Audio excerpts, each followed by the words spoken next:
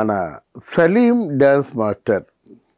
ఆయన గతంలో హీరాలాలు అనే డ్యాన్స్ మాస్టర్ దగ్గర పనిచేసేవారు. తంగప్ప దగ్గర కూడా పనిచేసినట్టుంది. ఈ వాజ్ ఎన్ ఎక్స్పర్ట్, ఈ వాజ్ ఎక్సలెంట్ కొరియోగ్రాఫర్ అన్నమాట. మేము దాసరి నారాయణరావు గారి దగ్గర పనిచేస్తున్న టైంలో ఆ దాసరి కాంపౌండ్లో సలీం మాస్టర్ ఉండేవారు. సలీం మాస్టర్ ఉంటే అంటే ఉదయం వరుసగా అన్ని పిక్చర్లు కూడా సలీం మాస్టరే. ఇంకా విడిపోయేది అక్కడ ఉదయం లేచినట్టయితే సలీం మాస్టారు దాసరి కూర్చునేవారు. లేదా దాసరి గారితో అడపా ఏవైనా పిక్చర్లు 1-2 విశ్రాంతిగా ఉంటే రాఘవేంద్ర గారు ఉండేవారు. అటు ఎన్టీ రామారావు, ఇటు ఎన్టీ రామారావు, అటు నాగేశ్వరరావు, ఇటు నాగేశ్వరరావు దులిపేసేవాడు అన్నమాట డ్యాన్స్ మాత్రం.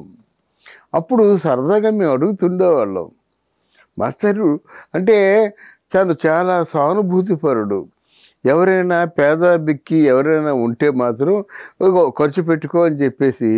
ఆ రోజుల్లో 500 రూపాయలు అంటే చాలా కష్టం అండి, అలాగ ఇచ్చేవారు. ఎవరున్నా టెక్నీషియన్స్ బట్టలు బాగాలేకపోయినా పేదరికంలో ఉన్న, లైట్ బాయ్స్ పేదరికంలో ఉన్న, అసిస్టెంట్ డైరెక్టర్ పేదరికంలో ఉన్న ఇస్తుండేవారు. ఆయన చారీ రోడ్లో పింజల నాగేశ్వరరావు గారి దగ్గర అంటే ఒక స్థలం తీసుకున్నారు.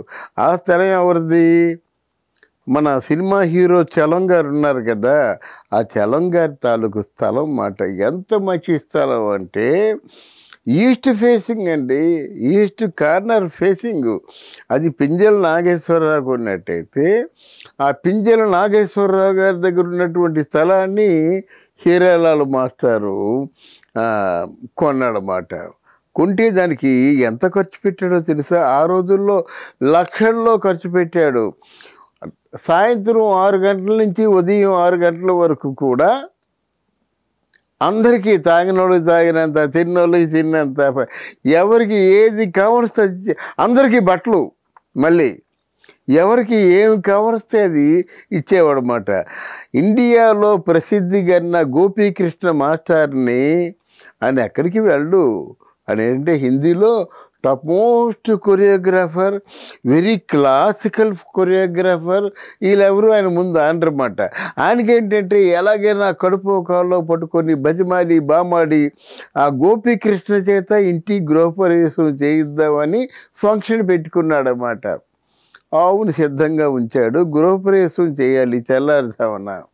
మరి ఈ పార్టీ ఎంతకంటే గృహంతో సంబంధం లేకుండా పెద్ద స్థలం కదా, టెంట్ వేసేసి అక్కడ ఎవరికి ఏమి కానొస్తుంది ఇంకా లెక్క చెప్పలేం. అప్పుడు తెల్లారుజామున ఆవుతో గృహప్రవేశం చేయించాడు. నిజంగా లక్షలు అలా డబ్బులు తీసుకొచ్చి పెడుతుంటే మా ప్రయాణం అదోలా ఉండేది. తర్వాత మళ్ళీ ఉదయం ఆయన షూటింగ్కి వచ్చినట్టయితే ఏదో షూటింగ్ బ్రేక్లో, అంటే నేను అసోసియేట్గా పనిచేస్తున్నాను, మాతో ఆయన సహజంగా లిరిక్ మా దగ్గర ఉంటుంది కదా, ఆ లిరిక్ అంటే ఆయనలో తెలివితేటలు ఏంటంటే ఒకసారి రాముడు కాదు కృష్ణుడు పిక్చర్లో చేస్తుండగా మంచు ముత్యానివో హంపి రతనానివో తెలుగు వాకిట వేసిన ముగ్గు అని ఉన్నప్పుడు ఈ సలీం మాస్టర్ ఏం చేశారంటే మంచు ముత్యానివో హంపి రతనానివో అని చెప్పి తెలుగు వాకిట వేసిన ముగ్గు అన్నాడు ఆకాశాన్ని చూపిస్తూ.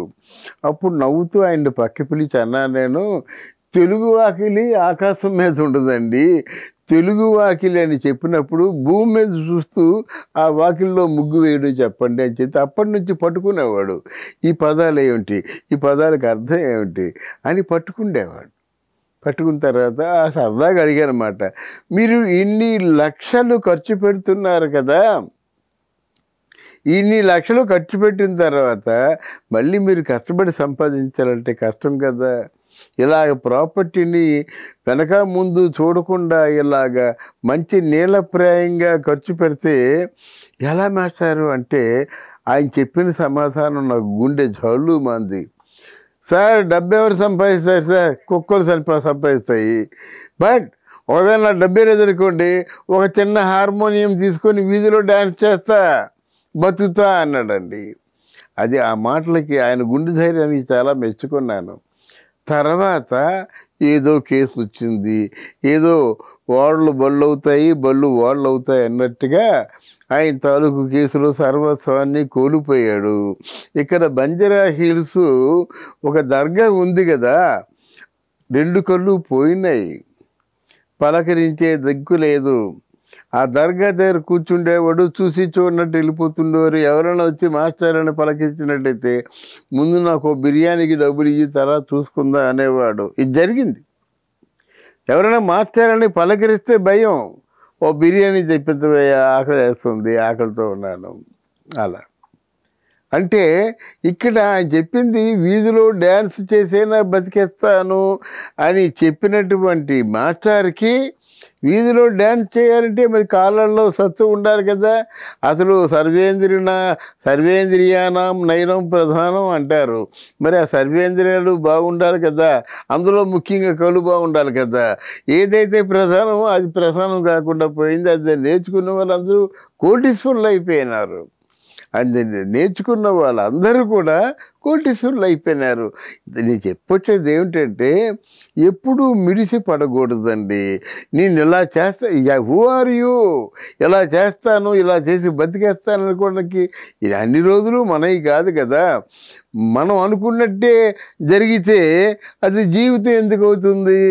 మహానుభావుడు రంగనాథ్ గారు నాకు మంచి ఫ్రెండు, ఆయన చెప్తుండేవాడు మాట, ఒరే పిచ్చినాగన్నా, జీవితం అంటే అది నీ చేతిలో, అది నీ గుప్పెట్లో ఉన్నట్టు కనిపించి ఇతరుల చేతిలో ఉంచేదిరా, మన గుప్పెట్లో ఉండదు, కానీ మన గుప్పెట్లో కనిపిస్తుంది, చూస్తే ఏది కనిపించదు. అంటే పిడికిల్లో ఉన్నప్పుడు జీవితం మన పిడికిల్లో ఉందనుకుంటాం, పిడికిలి విడదీసినట్టయితే అక్కడ లేదు జీవితం. దాని అంటే అది చెప్పినట్టు మనం నడుచుకోదు, కానీ మనం చెప్పినట్టుగా జీవితం నడవదు, ఎవరికీ నడవదు. కనుక ఆ జీవితపు విలువలు తెలుసుకోవాలని ఆ చివరి రోజుల్లో ఆయన చాలా పశ్చాత్తాపడేవాడు. ₹1,00,000 తృణప్రాయంగా ఖర్చు పెట్టేవాడినండి, ఈరోజు బిర్యానీకి వాచిపోతున్నానండి. అప్పుడు చెప్పాడు, జీవితం అంటే మన చేతుల్లో లేదు, విధి తలరాత, అది ఎలా ఆడిస్తే మనం అలా ఆడుతామని చెప్పేసి ఆయన కన్నీరు పెడుతూ చెప్పినటువంటి విషయాల్ని ఎప్పటికీ మర్చిపోలేనమాట. ఏమిటంటే సినిమా ఫీల్డ్లో అంటే అతి విశ్వాసం కొంప ముంచుతుంది. అప్పుడు ఆయనకి ఎవరినైనా ఆయన ఎవరైనా ఆదుకున్నారా? ఎందుకు ఆదుకోలేకపోయారు? అంతే, ఎవరి కర్మకి వాళ్ళే కర్తలు. Thank you.